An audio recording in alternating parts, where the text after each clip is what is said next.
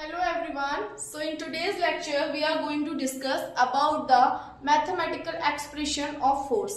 Means हम force को in terms of mathematics यहाँ पर पढ़ने वाले हैं और mathematics के term से मतलब है formula. Okay? So students आपने बहुत जगह देखा होगा कि कोई अगर force apply हो रहा है तो वहां पर लिखा रहता है m into a. So what is that m और what is that a? Okay so बेटा m होता है मास. मास मीन्स पर्टिकुलर बॉडी का, एक पर्टिकुलर बॉडी का वेट. ठीक है, लाइक अगर मैं इस मार्कर को फोर्स लगा रही हूँ, इस मार्कर के इस पेन पर मैं फोर्स लगा रही हूँ तो इसका एक अपना पर्टिकुलर मास होगा, एक वेट होगा. ठीक है, अब एक्सेलरेशन, ए मीन्स एक्सेलरेशन. एक्सेलरेशन मतलब कितना उसने स्पीड उसकी है कितने टाइम में, that is acceleration.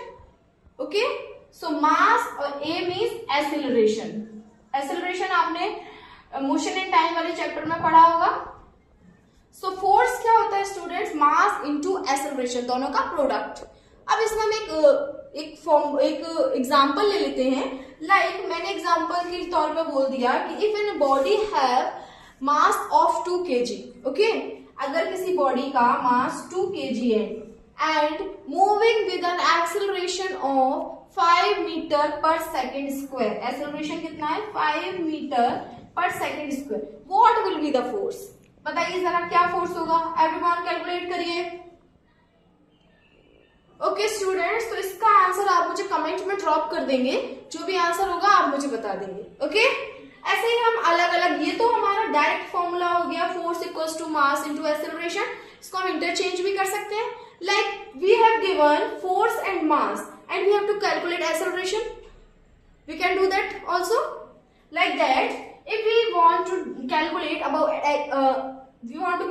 acceleration, then the formula will be force upon mass, isn't it?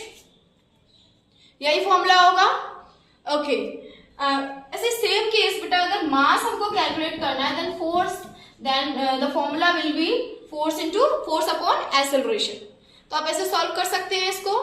ऐसे डिफरेंट न्यूमेरिकल्स आप खुद से ट्राई करिए, खुद से वैल्यू लीजिए, उसको पुट अप करके और आप ये फोर्स को कैलकुलेट कर सकते हैं.